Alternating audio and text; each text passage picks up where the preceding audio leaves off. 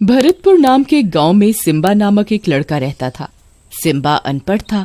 वो गांव में खेतीबाड़ी किया करता था। एक दिन गांव में सिम्बा की शादी होती है। सिम्बा की बीवी 10वीं क्लास पढ़ी हुई थी। सिम्बा की बीवी कोमल भूत प्रेत को नहीं मानती थी। वह पढ़ी लिखी होने के कारण इन सब में विश्वास नहीं करती थी। सिम्बा के माता पिता ने सिम्बा की बीवी को घर आने के बाद घर में कुछ भी मिठाई बनाने के लिए मना किया। कोमल को सिम्बा के माता पिता की ये बात बहुत अजीब लगी। आखिर इस घर में कभी मीठा क्यों नहीं बनता और सिम्बा के माता पिता ने उसे बनाने के लिए मना क्यों किया। कोमल को शादी से पहले रोज सुबह उठकर पूजा करने की आदत थी और वो भगवान जी को मीठे का ही भोग लगाती और सबको वही प्रसाद बांटती। परंतु सिम्बा के माता पिता ने उसे घर में मीठा बनाने व खाने से मना कर दिया था। इस बात से कोमल बहुत परेशान हुई। कोमल अपने पति सिम्बा से बात करते हुए, आज मुझे माँ पिताजी ने घर पर मीठा बनाने व खाने के लिए मना किया। हाँ कोमल, मैं ये बात तुम्हें बताना भूल गया। क्यों, क्या हुआ? अरे हमारे गांव में मीठा बनाना व खाना बिल्कुल मना है। हमारे गांव में अगर किसी के घर पर भी मीठा आ जाता है तो उसी दिन उसके घर में कुछ अनहोनी हो जाती है। अरे ये कैसे हो सकता है कि सारे गांववासी मीठा बनाने और खाने से डरते हैं? हाँ कोमल, हमारे गांव में एक चुड़ैल का साया है। वो चुड़ैल सिर्फ खाने में मीठा ही खाती है और अगर गांव में किसी के भी घर में मीठा बन जाए तो उस चुड़ैल को पता लग जाता है। वो मीठा खाने के बहाने उसके घर में आ जाती है और उसके घर में अनहोनी कर देती है। कोमल ये बात सुनकर बहुत जोर जोर से हंसने लगती है। अच्छी, आपने भी क्या कहानी बनाई है? नहीं कोमल, तुम इस बात को बिल्कुल भी मजाक मत लेना। ये एक सच्ची बात है। और तुम्हें इस बात का बहुत ध्यान रखना है, हमारे घर पर कोई दिक्कत ना हो। हाँ अजी, ऐसा कुछ नहीं होता। ना ही मैं इन सब बातों पर विश्वास करती हूँ। मेरी तो बचपन से आदत रही है। मैं सुबह उठकर भगवान जी की पूजा करती हूँ और उन्हें भोग में कुछ मीठा ही बनाकर खिलाती हूँ। कोमल, तुम्हें पूजा करने के लिए कोई मनाही नहीं है।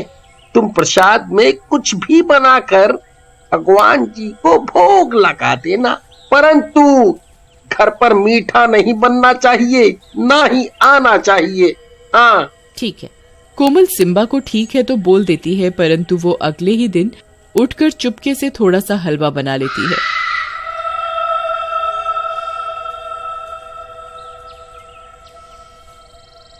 मैं भी आज देखती हूँ कि चुड़ैल कहाँ से आती है और मेरा हलवा खाकर जाती है। दोपहर में जब घर में कोमल के सिवा कोई नहीं होता तब कोमल देखती है कि उनकी पड़ोसन की बेटी बाहर खेल रही है।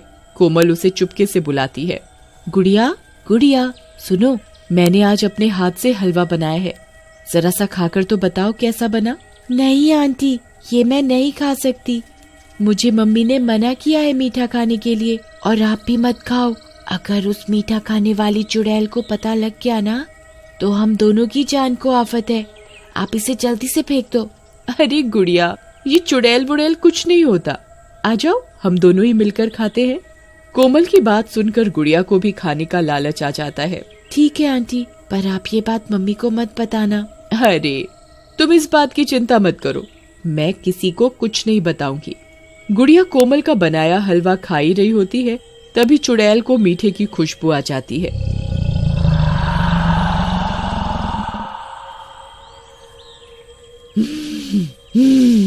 आज लगता है गांव में किसी ने कुछ मीठा बनाया है।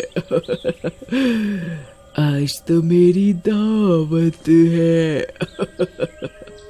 चुड़ैल सूंघते सूंघते कोमल के घर तक पहुंच जाती है। आज तो इस गुड़िया के ही शरीर में घुसना पड़ेगा। ये इतने समय में इस गांव में रह रही है, इसे अभी भी मेरा डर नहीं हुआ। इसका तो मैं वो हाल करूंगी कि ये याद रखेगी अच्छे से। गुड़िया के अंदर चुड़ैल घुस जाती है और वो सारा हलवा घप घप करके खा जाती है।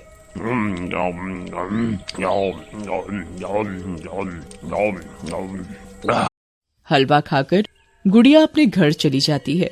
गुड़िया के अंदर अब चुड़ैल घुसने के कारण वो अजीबोगरीब हरकत करने लग जाती है। गुड़िया की आंखें बिल्कुल लाल हो जाती हैं और ये घर जाकर खाने के लिए बहुत जोर जोर से चिल्लाने लगती है। ए बुढ़िया, खाना ला मेरे लिए। गुड़िया, तुम्हें क्या हुआ? तुम इतनी बदतमीजी से बात कैसे कर रही हो? ए बुढ़िया, मुझसे ज्यादा सवाल जवाब मत कर, जितना बोला है उतना कर तू। पूनम समझ जाती है कि गुड़िया के अंदर चुड़ैल का साया है और उसने कहीं से मीठा खा लिया है।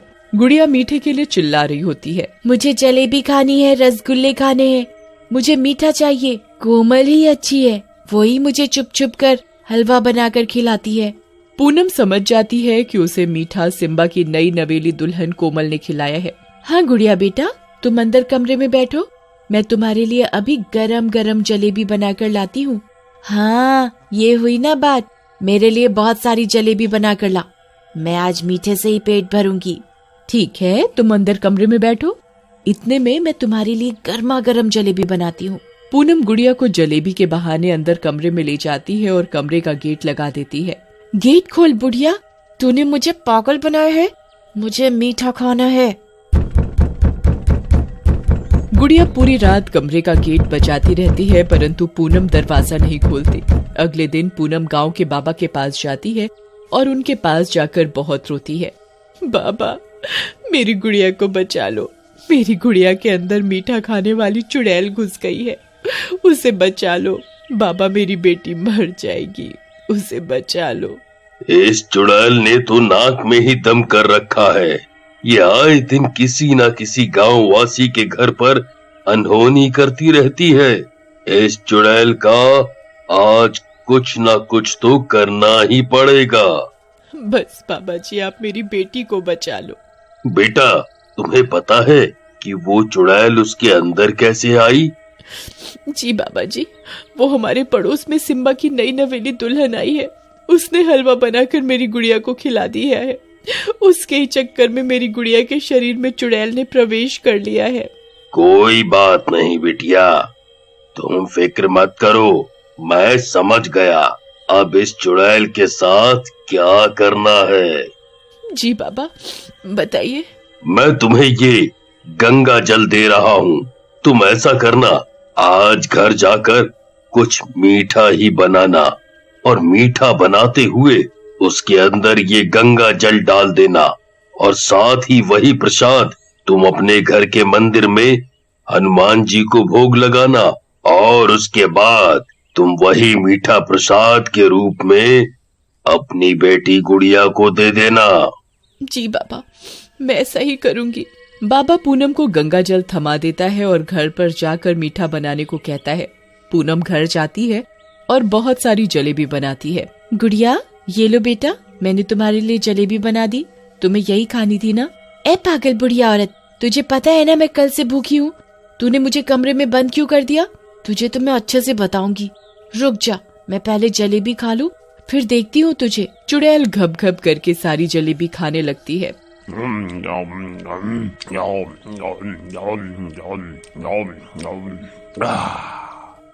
चुड़ैल को जलेबी खाते समय तो पता नहीं लगता कि वो हनुमान जी को भोग लगाया हुआ प्रसाद है। चुड़ैल बिना किसी झिझक के सारी जलेबी खाने में लगी होती है।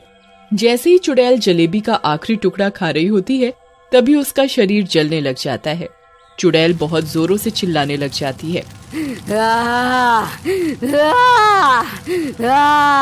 हे पागल औरत, तूने इसमें क्या मिलाया है? ये मेरे शरीर को क्या हुआ है? ये जल कैसे रहा है? तुझे बहुत शौक था ना मीठा खाने का, अब खा तू जी भर के। अरे ये मेरा शरीर कैसे जल रहा है? मुझे क्या हुआ? तुझे पता नहीं है, ये कोई साधारण जलेबी नहीं है, ये गंगा जल में बनाई गई जलेबी है और हनुमान जी को भोग लगाई हुई है। तू मुझे क्या बताएगी? आज तो तेरा ही खात्मा है। देखते ही देखते चुड़ैल जलने लग जाती है और राख हो जाती है।